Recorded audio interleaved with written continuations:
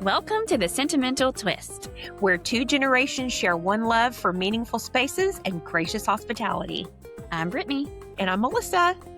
Let's gather around the table and talk home, hosting, and all things sentimental. Yay! Welcome back, y'all. Yay! I'm so excited to be with you today. It just is rolling by. I mean, we're already in episode 3. And, I think time just... Well, who sang the song "Time Keeps on Slipping, Slipping, Slipping" into the was Hootie that? and the Blowfish, maybe? No, Jesus, that's from the 70s, honey. No. All right, time. Or maybe they remade it. I don't know. I'm gonna Google that. Time keeps on slipping into the future. Time keeps on slipping into the future. That's the Eagle. Wait, no, that's the Steve Miller Band. Oh, is it Steve Miller Band? And fly like an eagle. Somebody remade it too. To the sea, fly like an eagle. When there's something me. Spirit carry me. When was it? I'm gonna put when was it recorded? Maybe that's the only reason I know it is because probably my dad. Yeah, it's an old song. 1975. You weren't even born then. No. Yeah, my parents weren't even married. That was actually recorded between 75 and 1976 and released in May of 76. Okay. Yeah. Okay. All right. Well, welcome back to season. Yeah, welcome. 3. So I'm Melissa, and we are so happy to have you here for season 3. We've enjoyed being able to just dive back in, and we've missed each other, and we're so glad you're here. This is episode 3. Yes. And you can find me at Home with a Twist on Instagram. HomeWithATwist.com is my website, and then Home with a Twist on YouTube. Oh, yeah. Mm-hmm. Yeah. And I am at Brittany Shepherd on Instagram, thesentimentaldecorator.com, and Brittany Shepherd TSD on YouTube. Still only have the podcast episodes and one Christmas home tour, but I would really like to do more on YouTube. I just don't have the time. Well, we only can do so much. Yeah, that's true.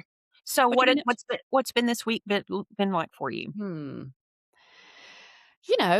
Just lots of work, which is good. My little group of Storykeeper Circle, we had a workshop a few weeks ago about making peace with your things, meaningful things, and decision-making process around sentimental things. Sometimes we have to decide lovingly to let something go.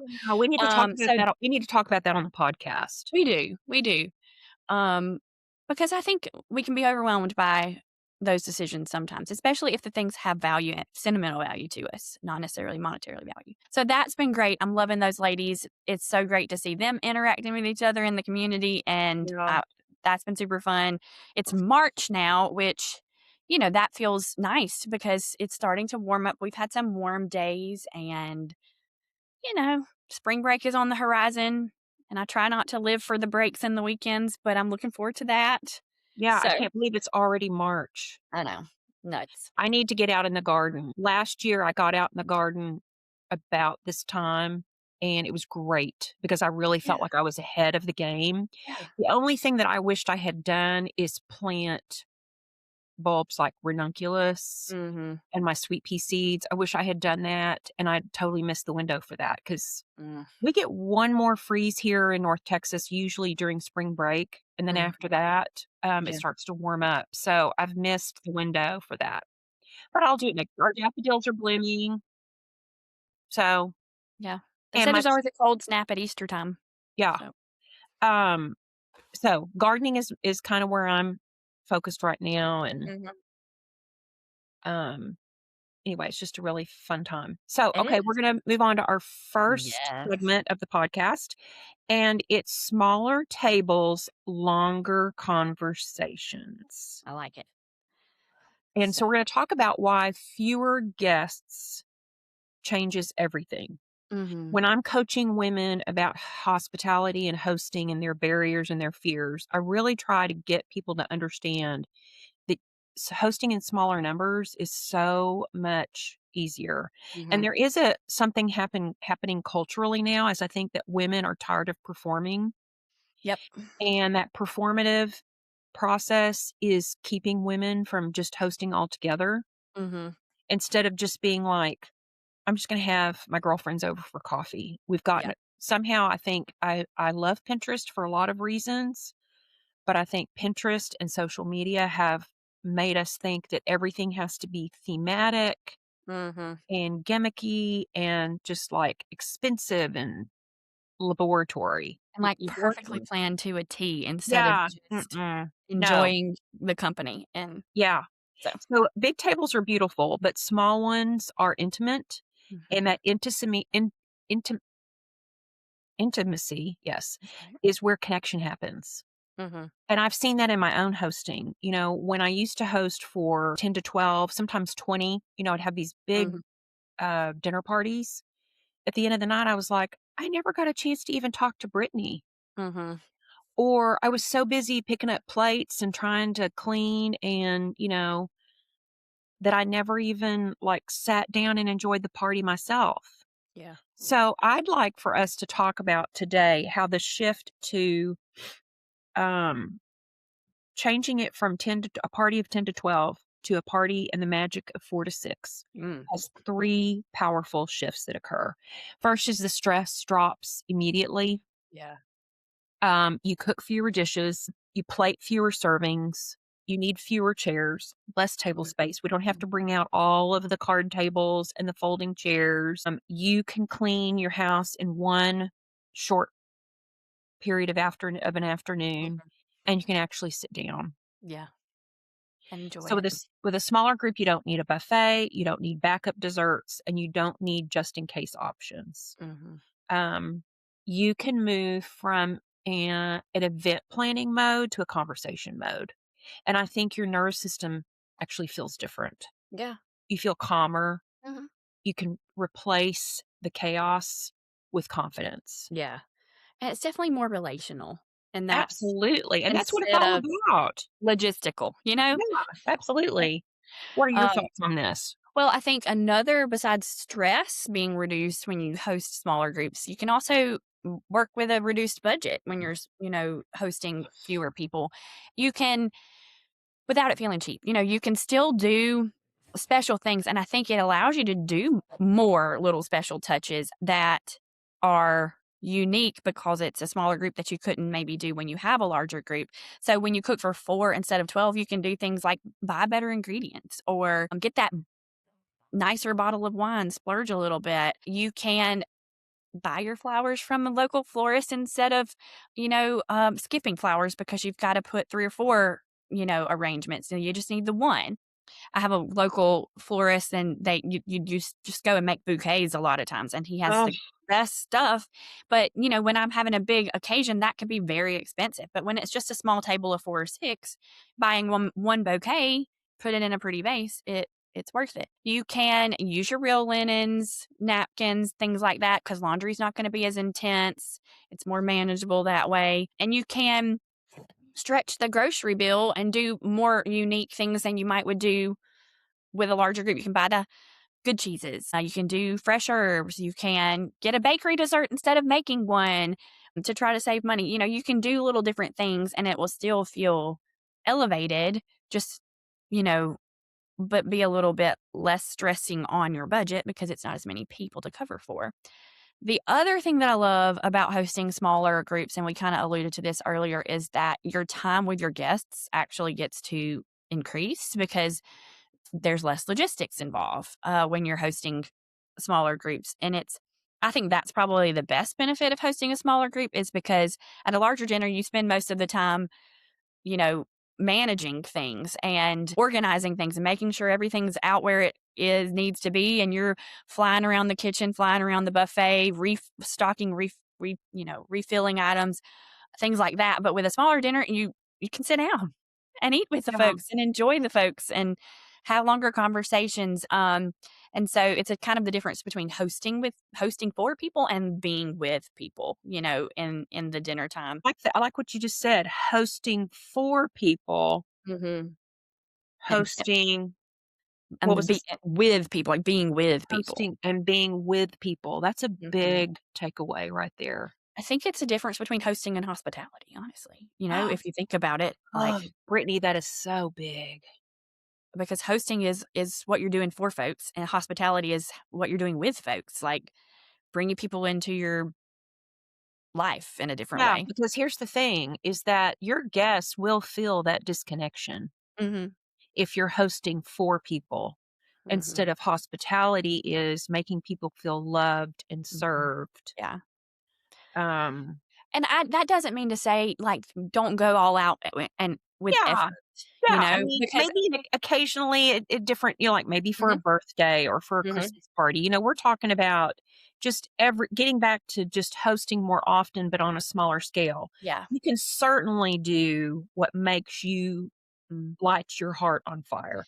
And in a smaller scale, mm, you can focus a little more on those smaller details that might require more effort, but they're worth it because, 1, it's making those people in that small group feel even more connected to you, even more special to you, but then it's I don't know, it feels more manageable in a way to do it that way. But, when you're sitting at a small table, you get to connect with people more. That's easier to make eye contact. You can talk to each person. Everybody can engage in the conversation.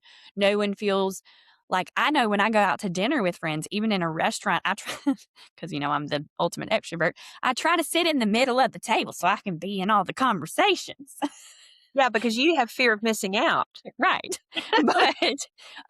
But when you have a smaller group of people, the conversation is everybody. There's no side conversations with just a few people having a conversation. There's 4 people, you're all conversing together. You can ask deeper questions. You've heard of table talk? I think it's called table talk. No. The little box of cards? I think it is called Yeah, table yeah, talk. yeah, yeah. Uh-huh. And they have different, like, themes, like, some are like date night, some are group dinner, friend dinner, some are with kids, but they're just a little box of, like, question prompts, and we do that from time to time. We sit the one on the table, and we'll just grab a couple of questions and talk about it, and it's so fun because we get to ask random questions of each other that we might not.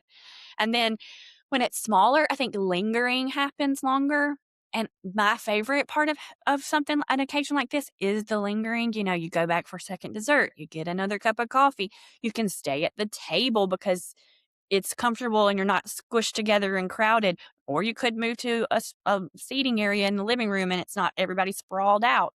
So I think the lingering is more fun in a smaller group sometimes. So Yeah, I like that too. I everybody also feels like involved. I also like starting the dinner a little earlier, like Mm, 5 or 5:30, because if you wanna linger, you're not lingering late into the night right. That's a good point. because 'cause you're an early riser, Mhm. and I'm not so much an early riser anymore, but I also like to get my jammies on. Mhm. Did you see my leave by 9 Please keep my napkins? 9. Mhm. I love them. 'Em. They're so cute. A couple of people said, "Oh, that seems kind of rude to me," and I'm like, "It's first of all, it's a joke. It is. And people Nobody's coming know. it creates conversation at the table, like, "Oh my gosh, I totally love this," like, "Yes, I get in my pajamas at 7 p.m." It's not a literal directive to people that they have to be Right. outside, but maybe a subconscious one. Mhm. Little hint. Okay, so I love that idea, and I wanna challenge everybody that is maybe struggling with hosting. Let's just start with yourself and your partner and maybe another couple, maximum 2 Mhm. couples. So a Just a party of group of 6. friends. Mhm. And here's the thing too, is that we're gonna talk about menu ideas, but most casseroles, most dishes, pot of spaghetti Mhm. or a meatloaf will serve 4 to 6 people. Yeah. So In you're not general. having to buy extra ingredients to double anything. You can Mhm. easily get away with just making one Make one recipe, one and that's recipe. it, you Yeah. know? Yeah. Okay, so menu ideas for smaller spring tables. Like that. Okay. Low effort, elevated, and intentional. Mhm. When you lower the guest count, you can simplify your structure. Mhm. So let's think of one pot plus a beautiful dessert. Mm. So, one thing I love is I bought myself this cookbook several years ago. My sister put me onto it. It's 100 recipes every woman should know. Oh, cute. Cute It cover. was printed in 1991, I believe. Let me look. One of the things people said on this, oh, it was printed in 2011. Hmm.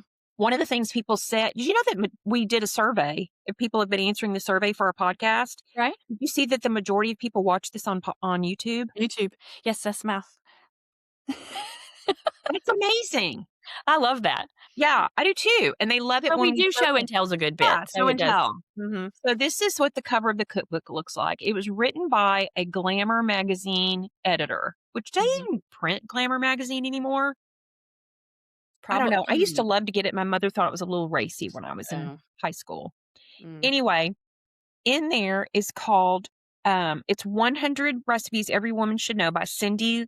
I think it's Levy, mhm. Lieve, and it's roast chicken with lemon and herbs. And here's a Ooh, I picture of love a it. good roast chicken. That's such a good meal.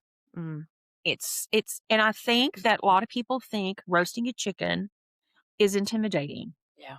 It is the easiest thing. It is foolproof. And let me read the recipe to everybody in case you don't have Okay. the cookbook. But we'll put a link in the show notes. Okay. You take one whole chicken.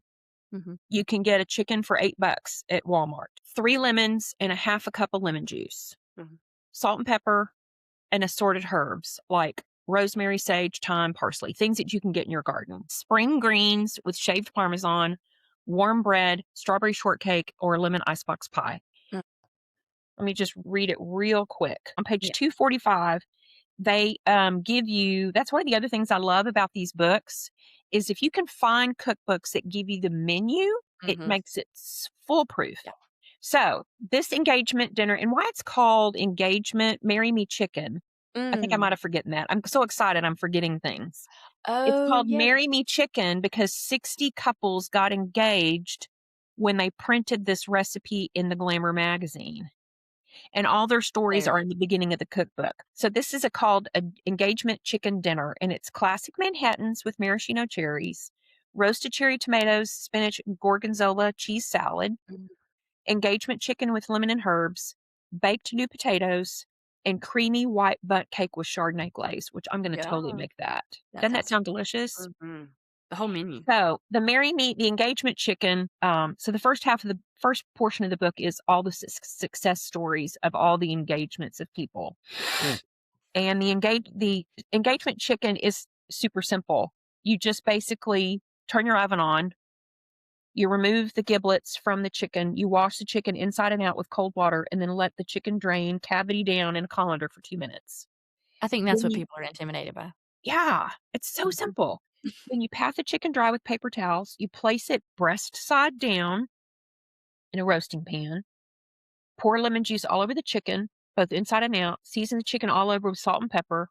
Prick 2 whole lemons 3 times in each different places with a fork and place them inside the cavity. And if okay, here's a tip. If your lemons are stiff, roll Mhm. them with the palm of your hand on the Mhm. counter, and that helps to soften the lemon up, and so it makes it more juicy. Mhm. And the reason you're pricking the lemon is that the juice will ooze out of the lemon into the chicken Mm. and infuse your chicken with this taste Mm. of lemon. Put the chicken in the oven, lower the temperature to 350, and roast uncovered for 15 minutes. Remove the chicken using the tongs or wooden spoons. Insert a meat thermometer and return the chicken to the oven and roast for another 1 to 1.5 to 1 hour and 15 minutes until the meat reaches 180 degrees. Mm. Let the chicken rest for 10 minutes and then carve. Super simple. Yeah.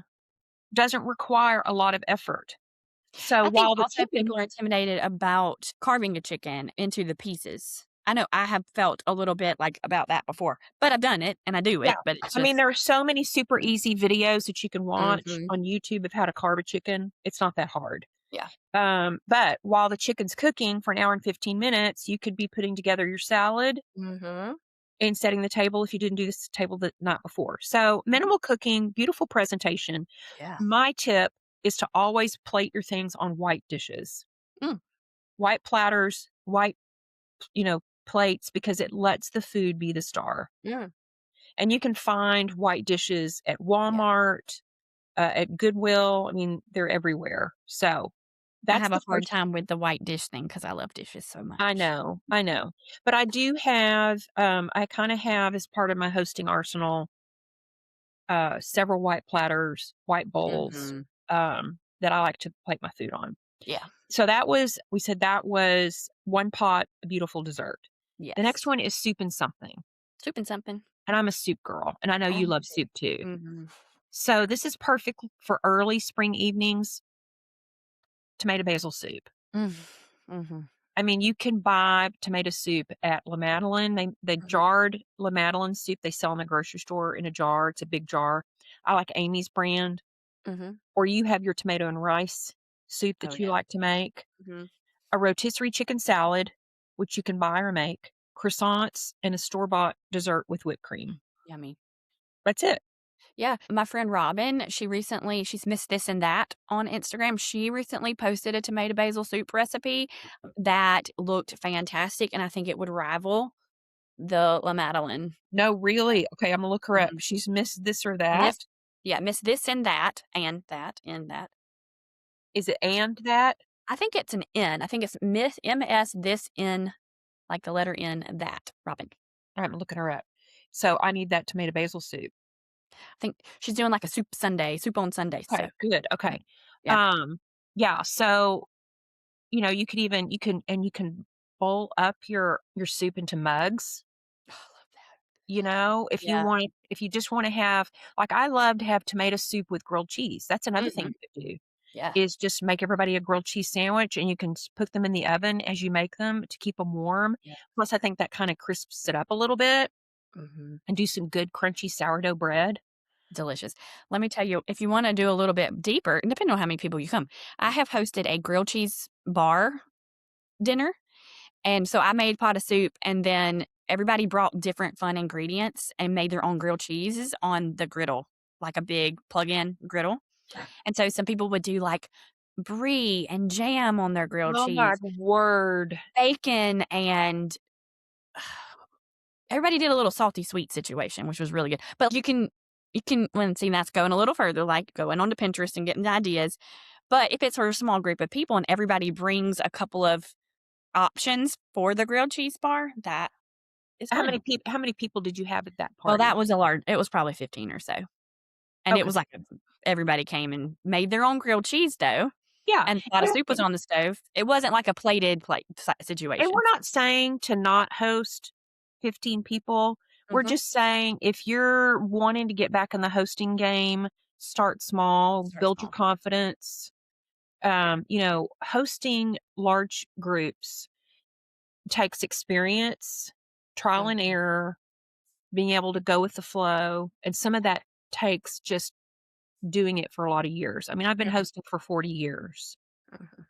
That doesn't mean that things don't go wrong when I host, but if you're a newer host or you've downsized or you're wanting to get back in the hosting game, rather than overwhelm yourself with a Yeah. 15 to 20 people, just start with 4 to 6 or even just have people over for coffee. Okay. I Mhm. know you have some ideas because Yeah, some spring you're the menu. queen of girl supper. Well, yes. So this one is your spring supper board. Mm. So platter, big butcher block cutting board, whatever, wooden board, and so you're gonna have enough for 4 to 5 guests. You could do a protein like sliced chicken, you could even grill some salmon or even grilled sliced flank steak, you know? I love that because it's so easy to cook and it's quick, flank steak is because And it's you thin. could cook that the day before, Mhm. wrap it up, Yeah. slice Mhm. it cold. Yeah, roast vegetables, cheese, bread. You can make it pretty, tuck some herbs in there. It looks like just this overflowing board of beautiful things, and people just plate it themselves onto their dishes, pulling from sitting on the center of the table, and people just help themselves and make a plate. I mentioned the grilled cheese bar, but with a smaller group of people, I did a salad and potato board. Ooh. So I had a big bowl of greens, like mixed greens, because I like all the funded lettuces, and then I baked a few potatoes, regular and sweet, and then had a couple of dressing options, and then the toppings could go either on your salad or your baked potato, or both. And so, you have your bacon, your cheese, your normal baked potato kind of things, but you can get a little creative and do some different things. And the board is in the middle, the potatoes are in the middle. You pick what you want, you fix your salad on your plate and add your toppings and your dressing, and it was a hit. It was a star. My friends loved it. Who does Another thing, who doesn't huh? love a baked potato? Right? Especially like a loaded baked potato with all Oh, the things. And I think I even had where you know how you put like broccoli in salad. I think I had some like broccoli florets. I had a bunch of different little bowls of toppings that could yeah, go on the salad and yeah. or on the potato. And it was fun. It was really fun. Another thing you can do with a small group like this is make the dessert the show and have like a dessert trolley moment if you have a little rolling cart. I don't really have a I guess I could make my linen cart into a rolling it's a Serena and Lily bar cart, but I use it to have my table linens Girl, you have a there. Serena and Lily bar cart. But it was super on sale when I got it. You are Um, so bougie. I want one. I'm not pushy. It was really on sale. Oh, But I could use that, or, you know, you can just set a dessert sort of situation on a surface if you don't have anything to roll in, but yeah. do a simple dinner with a salad, bread, nothing special, and then bring out the desserts like cake, coffee, champagne. This is when you can employ the local bakery if it's a smaller group, so you're not feeling like you're stuck baking, but our one of my favorite local bakeries has the best petit fours, and so Oh, I would oh, probably splurge on that and do it, like, on a tiered stand, make it look, like, super yeah. fancy, and maybe other little pastry desserts. Sometimes I get from the grocery store bakery, they'll have the assorted little cannolis, little tarts, little different things, and just do a big dessert board, another board situation. But then dessert becomes the event, Yeah, and the meal is super simple, and then the lingering with the coffee and the champagne happens really easily if there's a lot of little dessert options to choose from, yeah. so You know what that I want to invest in what's that? to save up my money is one of those patisserie stands that Ballard Design has. I have You do? one. Yes. Brittany Shepherd. Brittany Also bought Design. on super clearance. But Okay, if y'all don't know what I'm talking about, do you have it, nearby? it's super heavy, and it has a bunch of plants on it right now. It stays Okay, usually in my kitchen window because I have deep window sills, and I put, like, sure. my herbs and my potted Yeah, so plants. it's At Christmas, it was my breakfast table centerpiece. okay, so go to Brittany's Instagram and look back at her Christmas pictures. But basically, a patisserie stand is what you would find if you went into a really nice French bakery. It's a glass, two or three tiered stand, and it's got brass or silver, but mostly brass, I think. Mhm, Little kind of poles on the end that kind of connect it. And it's mhm, just so beautiful to, if you're going to host a coffee, you could put little mini mhm, croissants and coffee cakes and muffins on it. But in this case, if you're going to do Brittany's idea of making dessert be the show, it could be your centerpiece on your on the table table. Mhm. throughout dinner. Yeah. And people are hurrying up getting their meal finished because they want to dive into the dessert. Dessert. Yeah. Yep. Skip the flowers and make your Yep. dessert be the centerpiece. Yes. I've done Or that before for sweets. Thanksgiving. So Yeah. these are I love all these ideas, yeah. I do too. And I've researched there is a cute little small brass and glass trolley on Amazon that's like 60 Oh. bucks.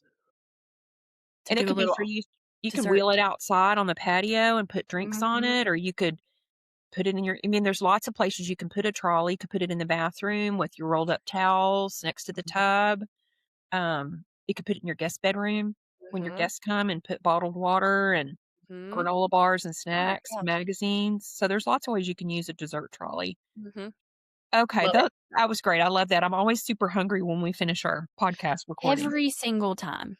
Every single time. It's Yeah, way it's there probably was got good food. there was one when we did it with Amelia last season. Uh-huh, We talked about Olive Garden. uh-huh. When as soon as I finished left the chat, I was like, Amelia, we're going to Olive Garden, and she's like, "What's Olive Garden? Do they just have olives? Is it a garden of olives?" And I'm like, "No, girl, it's a garden of breadsticks, endless breadsticks." And when we went, she finished and she said, "I would give this 5 stars." It's great. And I said, "Well, this is gonna be the place we're gonna take you every time you come. It'll Yeah, just be your little be spot." our thing. That's cute. It's time for porch talk. Yay! You love this one. Yes, I do. It's so fun because we get to know each other, and I say that every time, so I'm being redundant. But Porch Talk is our quick fire speed round where we ask each other questions and we give quick answers, and you get a little peek behind the screen door of who we are, the things we like, and a little bit about our personalities. And it's so funny because sometimes we're exactly the same and sometimes we're exactly the opposite. Yeah, So, you're a morning person, I am not. I used to be back when I had to work for 35 years, but I am not a morning person anymore. oh, I Okay. know. Okay, let's do it. So, You want to I ask will first? ask questions and then you answer. Is that what you want to do? That's fine. We can Okay. always switch it up if you want to switch it up. No, I'll go first. What's Okay. your don't overthink it dish? Sheet pan dinner, roasted sheet pan. Ooh, tell me about that. So, you know, ro kind of like the board, but roasted veggies. I love zucchini, roasted, squash, bell peppers, sweet potato, like chopped, diced sweet potato. Oh, yeah. So I just roast or like dice and chop up a bunch of veggies. Onions, red onions are really good oven roasted.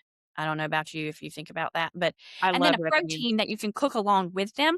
Like sometimes I'll do the veggies on the bottom and I'll put the rack on top of the veggies, like just sitting on top of the veggies and put chicken thighs, seasoned chicken thighs on top and they cook and then the juices and then I let the veggies cook longer than the chicken.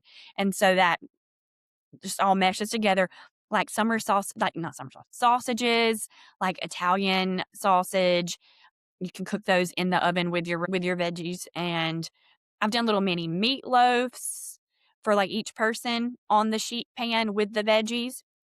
A pork tenderloin, roast that on the sheet pan with the veggies. Mm. So a sheet pan dinner is my don't overthink kind of thing. And you can kind of mix and match and make it whatever you want to with all the different options. Salmon, you know, for your protein. And that's basically a full meal. You just add some bread, maybe a side salad, you're done. So And that's something that you can eat for several days if you mhm. don't finish it. I And do if this it's a lot for my meal plan. Like I'll do that on a Sunday evening and have it for supper Sunday evening, and then I can box up 3 more servings for lunches for the week. So yeah, and you can add, like, rice to it mhm. or pasta, if you Yeah. kinda wanna add something to it. Mhm. That's great. Are you a lemon square or strawberry shortcake?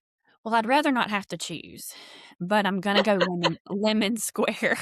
Okay. Do you have a good lemon square recipe? I don't.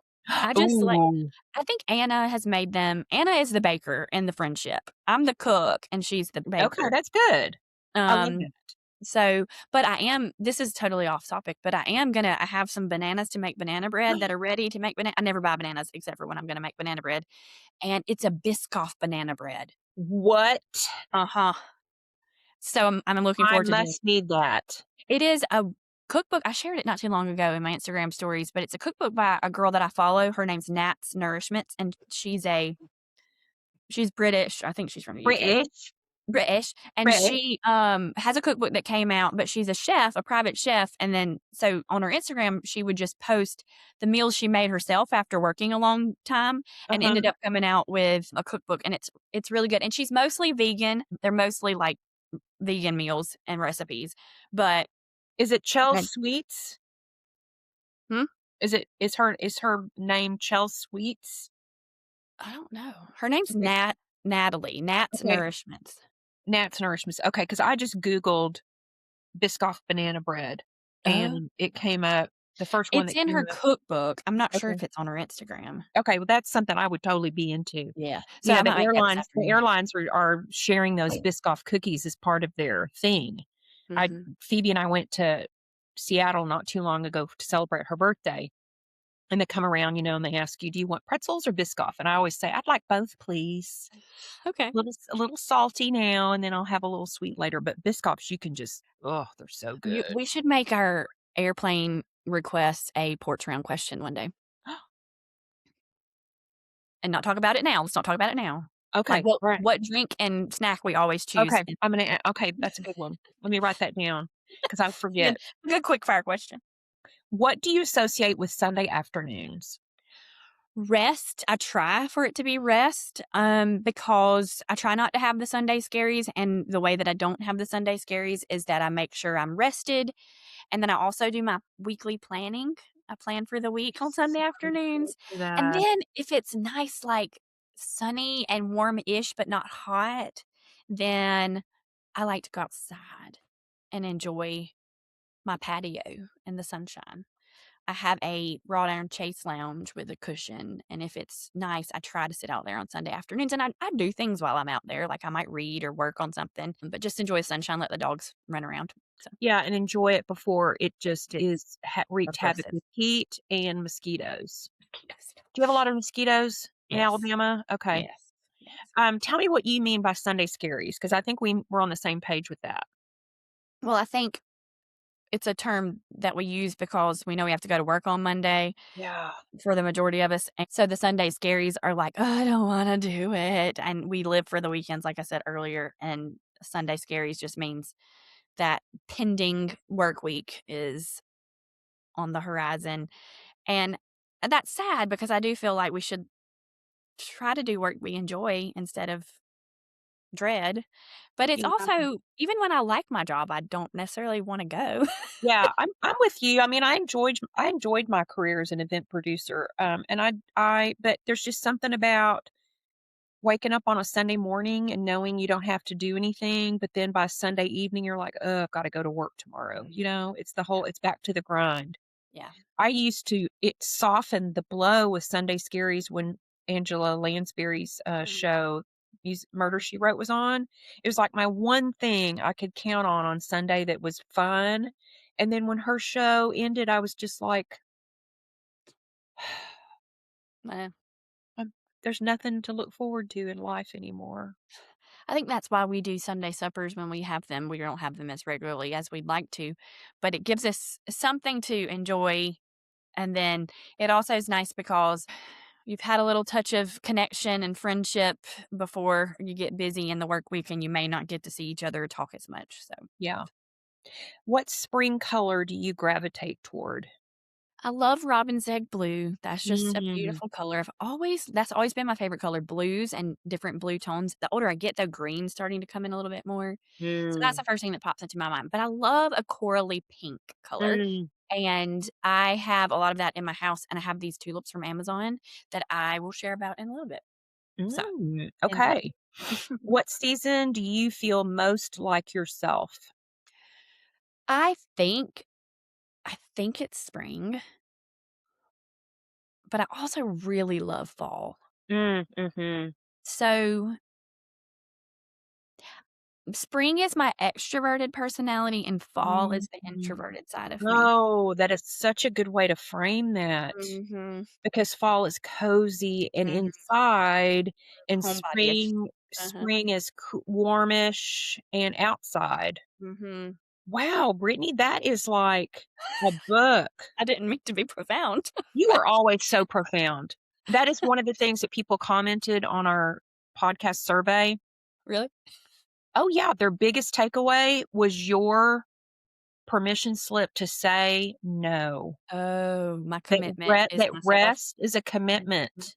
It's okay to Mhm. say no if rest is your commitment. Girl, you should trademark that. But I love the fact that you said spring is your extrovert self and fall Mhm. is your introvert self. Mhm. I think we're done with the podcast now. We can just shut it down because I don't have anything to add to that. But I am more extroverted in general, so I think spring is probably the better fit. Yeah. Would you consider yourself an extrovert or an introvert? I am definitely an extrovert. Well, but the older I get, that's the thing. It's hard for me to say, okay, in college, I did the Myers-Briggs, and I was like a 30 on the extrovert scale, Yeah, which is that doesn't about the mean highest. anything to me. I don't remember that. That's about the highest you can I be. blocked Myers-Briggs out of my head. Yeah. But I'm gravitating towards the middle more as I get older, and I think part of it is that as you get older, like, people are less what people think of you is less important, and so I'm more introverted because I like my own company, Mhm. and I enjoy my home, and that doesn't but I also like having people in my home to keep my extroverted self happy. Yeah. But I also when they say extroverts they get their energy from interacting with people, and introverts get their energy from being away from people, I can do both, you know? It kinda is the situation, it's situational. Yeah. So, yeah. I'm I kinda do the feel energized after I have a good meeting for work with people or I've done a presentation in the community about my program, but I also feel super energized when I go nowhere and see no one. So yeah. I can be both. I am both. mhm, For 35 years, I was an extrovert professionally, mhm, where I had to make small talk. I had to engage and connect to people and seem interested in people and be willing to drive the conversation if the person I was interacting with was not a talker. right. And then I would just come home and just be like, I got to plug in and recharge. Yeah. And found myself as I got older that I did not enjoy the bigger parties, the bigger, Mhm. that my weekends were for recharging and resting. And I Yeah, did not plan, nor did I want to do many things outside my home. yeah. Now that I'm retired, I'm still an extrovert when I need to be, but I'm Mhm, finding myself more content with myself and that I mhm. don't need external factors Yeah. to validate myself or keep myself Mhm. entertained, Yeah.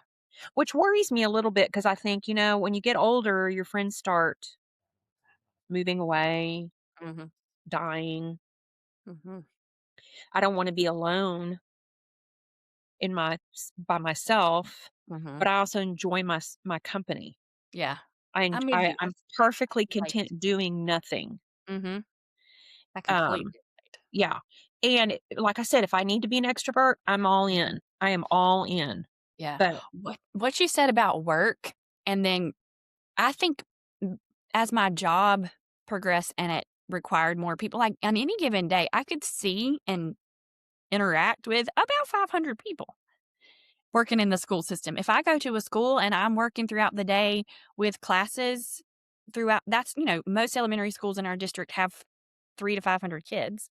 yeah, So, when I worked in the school system in an actual school every day, now I work for the district office, so I'm not always in a school, but I think that's when the shift started happening because I was seeing and getting people I was peopling all day, and I needed to be not peopling in the off time, and so, yeah, I don't know, it's interesting how yeah, we change and evolve as we age and right. mature. Sure. Alright, are you ready for the questions? I am. Give them to Okay. me. Okay, let's go. What's your don't overthink it dish meal? You know what? I have really gotten I'm sometimes I'm kinda slow to adapt to new things, which is weird because I like to try new things, but I'm not the first person to go buy a new gadget. Mhm. So, air fryers have been around, I don't know, 10 years Oh, or I was if slow to not get mine too. longer. Mhm. So we bought a really nice one from our place for Phoebe for Christmas. Uh-huh. And she said she wanted an air fryer. And my Mhm. sister has an Our Place air fryer oven, and so does my niece. So we got her one of those, and she loves it because it's not only an air fryer, but it's an oven and a Yeah. convection oven I and a was gonna say toaster it. oven. Toaster oven, yeah. So it's all in one. You don't even need to use your oven. So she gave me her, just cheap little air fryer that she had, which actually does a really nice job. I need one that's a little bit bigger, but Mm. what I've been doing is just spraying pieces of salmon Mm.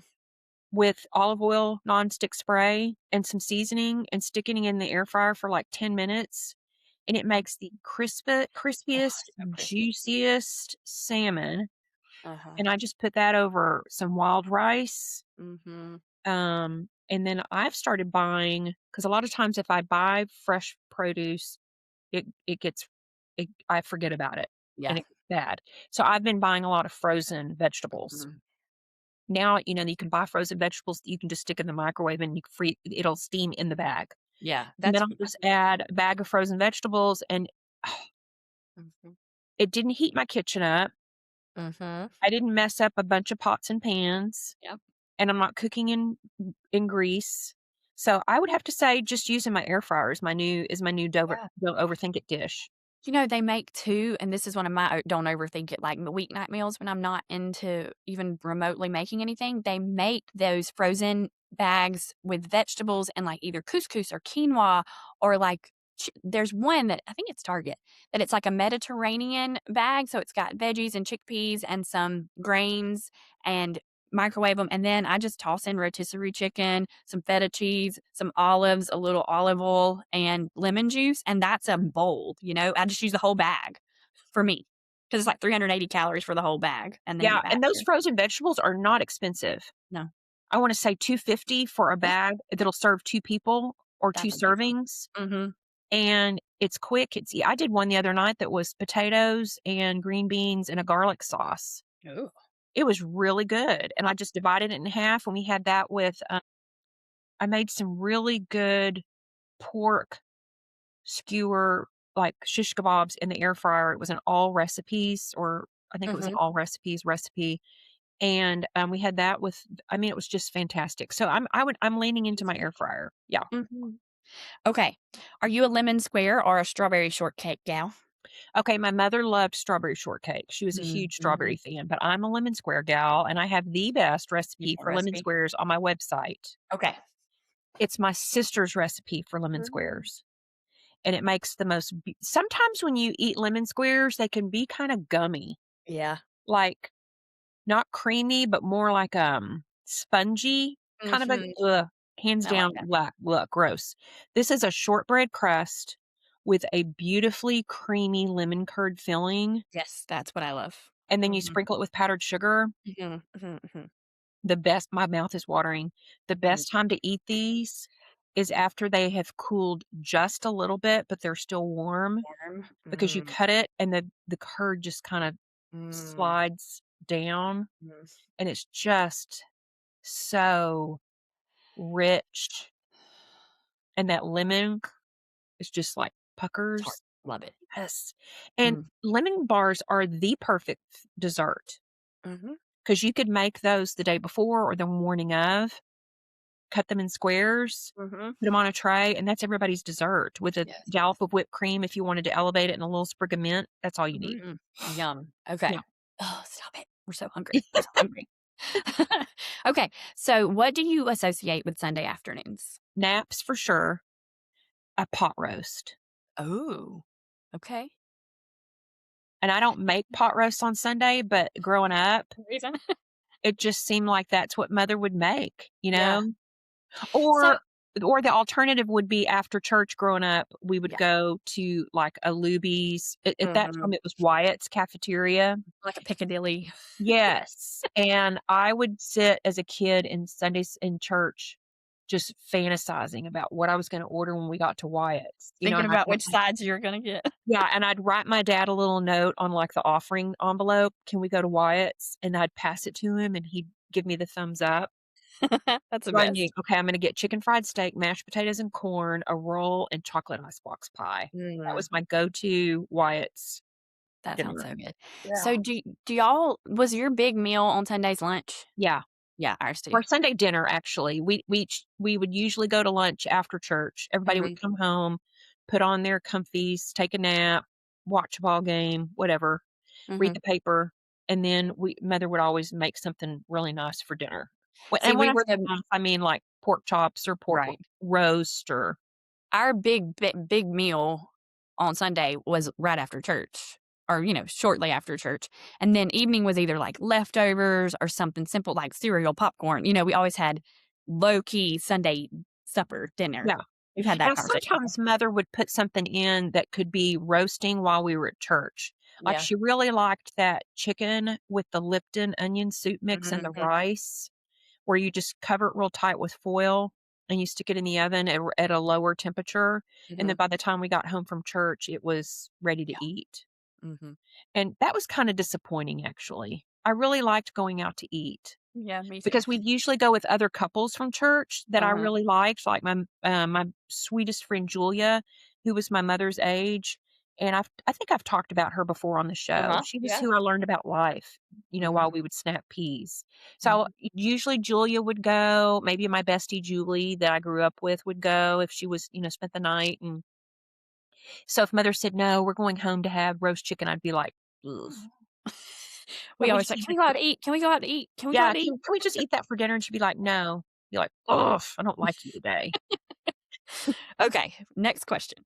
What spring color do you gravitate towards?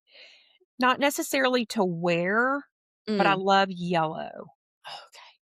To me, yellow daffodils, yellow Mhm, tulips, mhm. yellow, forsythia, Mm, um, yellow lemons, mhm. yellow is just my jam in the spring. Yeah, I love yellow too. I don't necessarily wear it either, It's such a happy color. it is. Okay, last one. What season do you feel most like yourself? Winter. Winter. I love the cold weather. Okay. I'm a cold weather person, and I think my body has been forced to like cold weather because of Mm, my dad keeping the thermostat on 60 degrees growing up.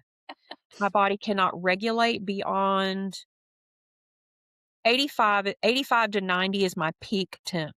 mm. After that, my body just is like shuts Nope. down. My Mhm. mood is bad. I don't unless I can be in the pool. Yeah. But that's one of the things I don't like about Texas summers. It's so darn hot. Mhm. It's not enjoyable. You No, can't ours wear isn't cute enjoyable either. things. I mean, Mm-mm. I'm just resorting to wearing t-shirts and workout shorts all Mhm. summer because it's Yeah. so darn hot. So winter is my introvert self. Mhm. Winter is nesting in my home, the Mhm. fireplace on, sweaters, sweats, socks, Mhm. soup, Mhm. electric blanket. That was one of the best things I bought this year for me and Mr. Twist for Christmas. That's that each bought us our own personalized sized electric blanket. Mhm. I love an electric And blanket. because he's gotten older, he's gotten the old man's I'm cold syndrome. He came in last night and he said, this house is so cold.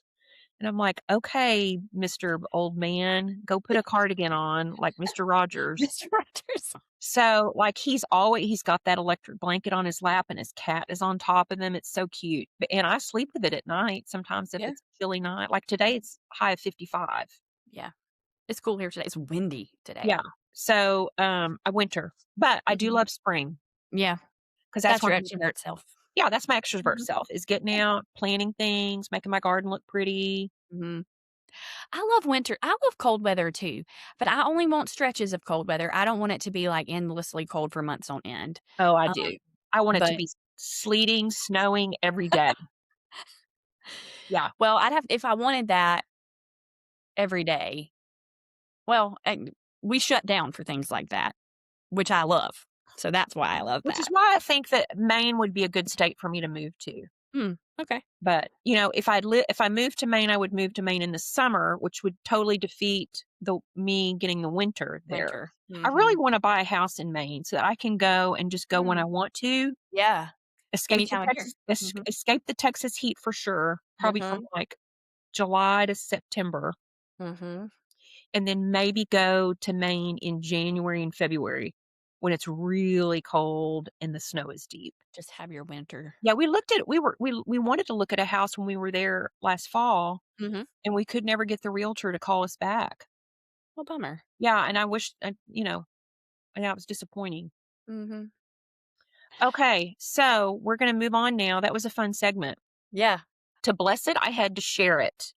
And Yes. this is where we share things that we're loving right now. So Brittany, what are you loving right now? Well, it's an oldie but goodie that I shared last year in the spring on my Instagram, and I mentioned them earlier. The color, the coral, but these faux tulips Oh my from word, that is the prettiest color tulip I've ever seen in my I life. they're like this coral gradient, and they're latex, and so they look fairly realistic, and they don't feel realistic because 'cause they're latex, but they are packs of 6, and they're like $17, give or take, depending Amazon prices kinda go up and down. But what I love most besides the color, and there's all different color options in this tulip, but what I love besides the color is that some of them are, like, closed tulips, Opened and and summer then some are clothes. starting to open, I and I love love that. that. And they're bendy, and I love a floppy tulip when it gets to the point, like, it's flopping over the vase, so they're bendy, and you can make them. You're gonna include those in the show notes. Yes, I will. 'Cause I don't think I've ever seen any that are faux that are gradient like that, Yeah, they're so pretty. but it just makes it so realistic Mhm. looking. And I I have have some this. I have Yeah. some yellow ones that are like that Uh-huh. latex, and they're in a basket on my front door, and they're just so pretty. Mhm. They're so realistic, but those are stunning. The color just made me Yeah. happy. I have this crystal vase that was mama's that I keep on the coffee I don't always have it on the coffee table, but I like to have it on the coffee table, and I had some actual live tulips that I got when I was sick. Some Anna brought me ramen noodles, medicine cough syrup, and tulips from the Anna for grocery the store. win. Anna, Anna, She's the Anna. bestie of for the restie, like anyway, so I had those on in that vase, and then I replaced them with some faux little mini daisies that I got off of Wayfair, and they're super cute, but these tulips are about to replace them for spring, and I have 2 packs, so I have 12 total because they come in packs of 6, and then I bought another variety on Amazon that's not quite as pretty, but they're just smaller closed ones, and I mix those in, so it's like a pretty big bouquet of tulips, but anyways, that's my bless. I had to share it if you're looking for some good faux tulips for spring. Those are Yeah, I great. love that. Yeah. Okay, mine is a couple of things. I want to give a shout out to Kate Bagley, our precious Kate, Kate. who we had on as a guest Mhm. season 2. I think it was season 2, yeah. And you can find her on Instagram at Kate Bagley, Bagley.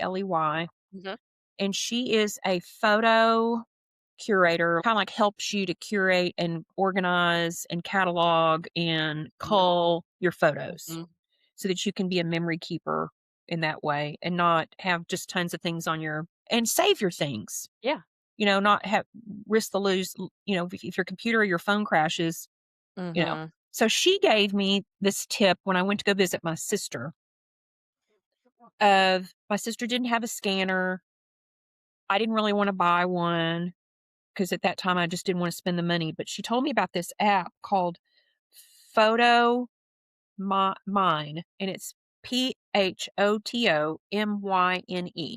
It's an Okay. app. And I want to say the first couple of weeks were free and then you had to pay for it, but it was not expensive at all. Mhm. And what it does is it works as a scanner and you can scan your photos. And I'm going to show you what I did. Okay. This is a painting of my childhood home. Oh. I don't know who did it.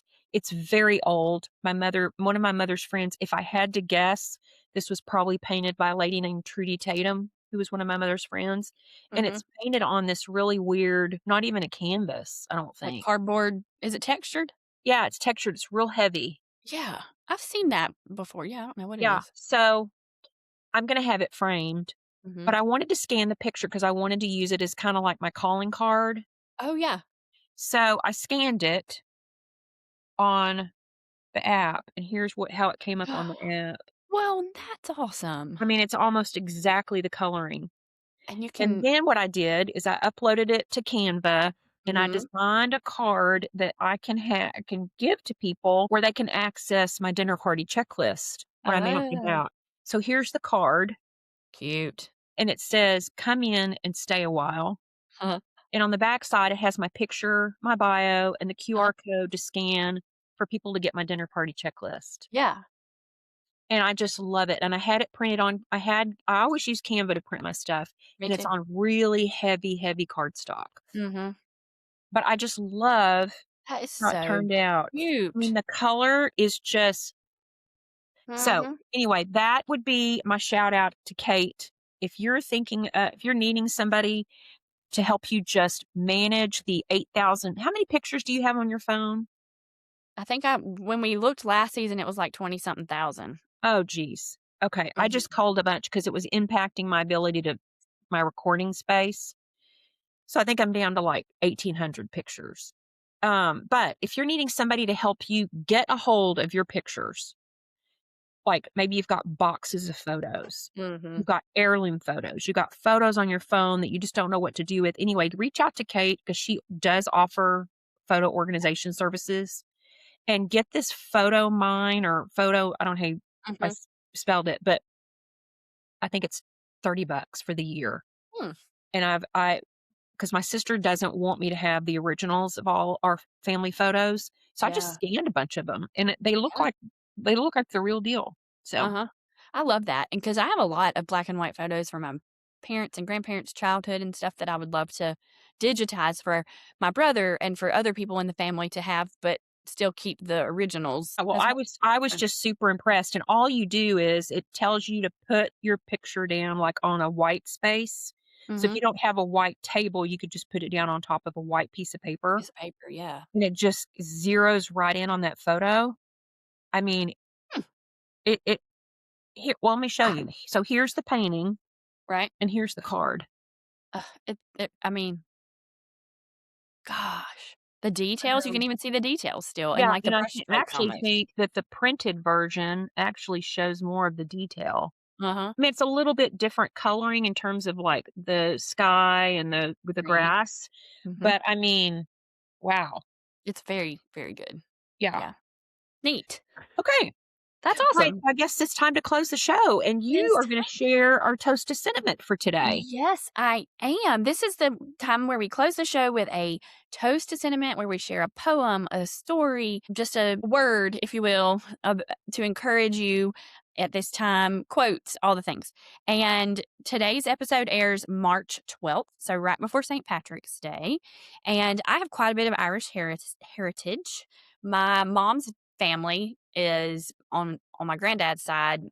They're Phillips family, and they are Irish, and we have our family reunions around St. Patrick's Day, and everybody wears green and all the things. I didn't have Kelly green, so this is my closest to Kelly green, my closest green that I had to wear for our St. Patrick's Day sort of episode. But um, I have this beautiful Florentine framed poem that was my grandparents. It was in my grandparents' house, but it is an Irish house blessing. Oh, So if I can read it, it's hard because it's an old script, but I pretty much can read it. okay. So I wanted to read the Irish house blessing to y'all So to this close was now today's which show. grandmother and grandpa was this? My Phillips, my mom's, my maternal side. So Ella? Ella and Milton. Yep. Okay, alright. Mhm. Ella Hit and it. Milton Phillips. Okay. Okay, so the Irish house blessing. God bless the corners of this house and be the lintel blessed. And bless the hearth and bless the board and bless each place of rest. And bless each door that opens wide to strangers as to kin.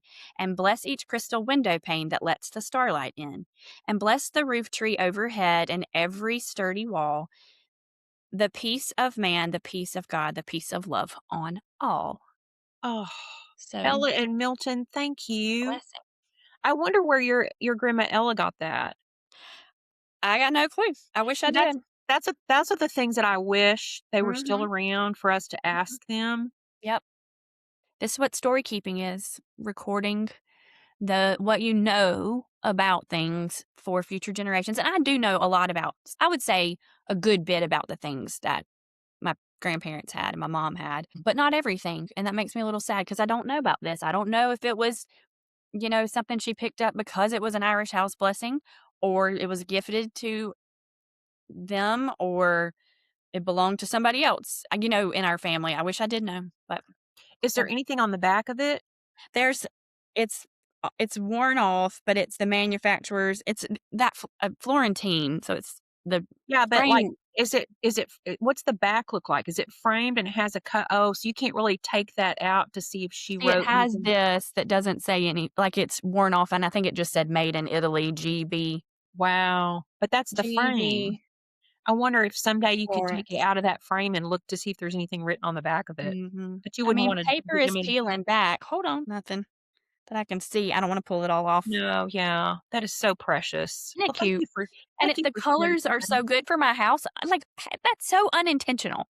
You Yeah. know how this rug in this room was hers, and I bought this because I loved it. This wall thing I have on the wall that's an Asian wood room divider, and I loved it. Didn't have a plan for it. Did not match the room at my old house that was like this room. The furniture in it was yellow. The settees were yellow. I had those recovered, and then the rug, I don't know, and it's just crazy how the things just start coming together. When it's things you love, you gravitate towards things, and when they come together, they seem to So work. do you remember your grandma Ella's house being the same colors as your house? No, it wasn't entirely the same. Like, she had a large, well, sofa in that formal living room where this rug was, that was sort of neutral and tan. Of course, I have a dining table and chairs, so the seats are the same color. Like, I guess it it's a happy accident that I love all the same colors that she loved in a way, but Yeah. I don't, it didn't look like this, but it was in her house as well. The chandelier, the dining table and chairs, this rug, the little tea table that I use as a coffee table in here it was in that room as well. And then everything else was stuff I added too that just not with the intention of it matching. It just happened to come together. So I sort of know crazy. that Ella and your mom are just upstairs going, "Look at our sweet little Brittany and her cute little house." I think my mom would be a little bit jealous, but of course, a lot of it's her stuff. So if she was here, I wouldn't have it. So Right. she would really like it. She'd be very at home, obviously, but it's very cozy. Nothing's too precious, even though it's all precious in a way. You know what I'm saying? Like this is the formal living room, but I live in it. Yeah. I spend a lot It's of time in it. precious because it's meaningful. It's not Right. precious, like, fragile and you can't touch it or it's not Right. cozy, you know? Right. Well, Yeah. let's give a toast to that. Oh yes. I'm gonna use my Irish coffee mug. I promise there's no Baileys in it. It's And I'm just gonna use my mother's Irish Waterford coupe glasses that she purchased with my daddy years ago, and then you got I your love Irish it. blessing. So, a toast to sentiment, Brittany. Yes. Well, that is all for today's episode of the Sentimental Twist. We wanna encourage everybody to follow us wherever you listen to podcasts, either Spotify, Apple. Apple seemed to be the place that most people are listening to our podcast. Mhm. You can find us on YouTube at Brittany Shepherd TSD, right? Mhm. Mhm. And at me with Home of the Twist on YouTube. Leave a review, leave comments on our YouTube, leave comments on Spotify or Apple, share with a friend who loves meaningful spaces. Be sure to give us a feedback on our survey, which you can find at the Sentimental Twist Podcast on Instagram, Mhm. linked in our bio. Go to Brittany Shepherd, the Sentimental Decorator, Home Mhm. with a Twist for me. Be sure to email us any of your stories about sentimental style or hospitality. Mhm. Yes, please do. All right. So thanks for joining us on the Sentimental Twist. Where we believe every space tells a story. And every story deserves a place at the table. Until next time. Keep things cozy, collected, and a little bit sentimental. Bye, y'all. Bye, See you next time. everybody.